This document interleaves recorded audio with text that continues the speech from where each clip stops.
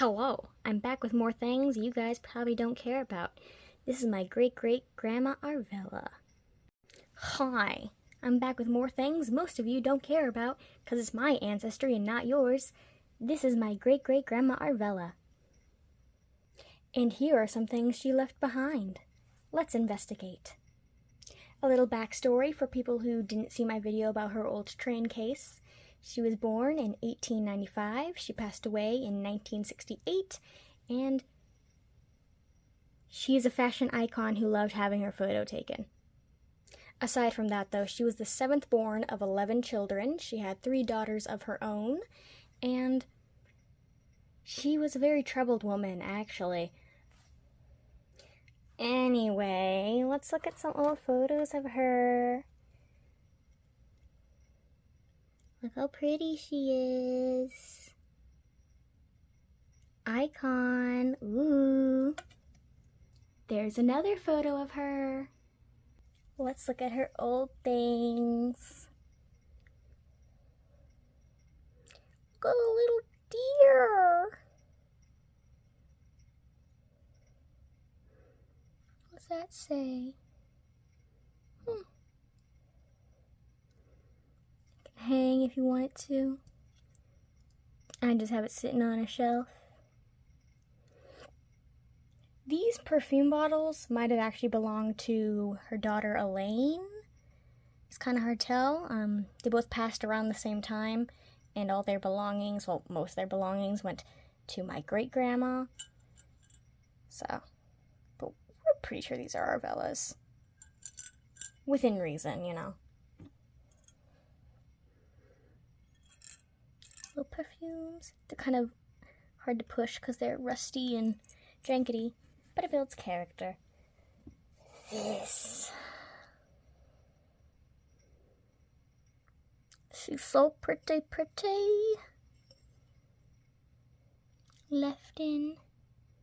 She is so special to me. This I've shown many a times before. Her compact.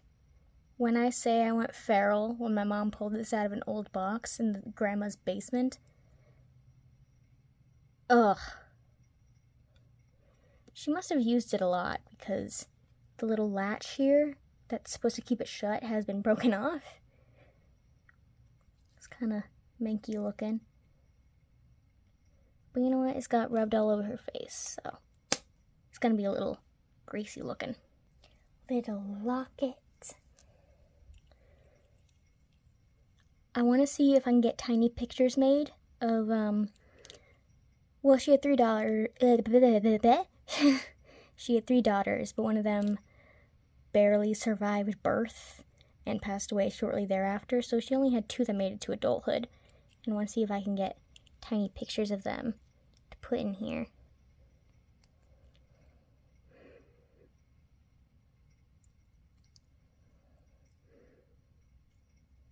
Cute. Next up, these are so cool. They're her glasses. Well, these are her sunglasses, but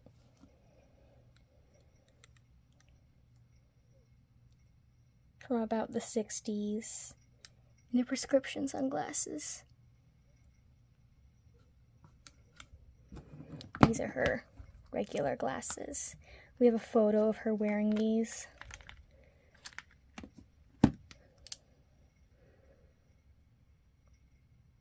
They're just so precious. A little dirty, but you know, it's like that sometimes. We also have her back scratcher.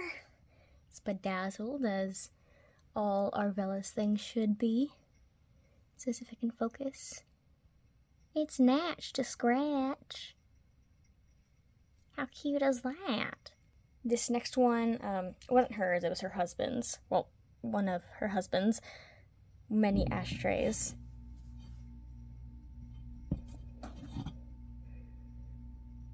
His name was Roy. He's not my biological great-great-grandfather, but he was her last husband, and he's the one that my grandma called Grandpa. So, you know.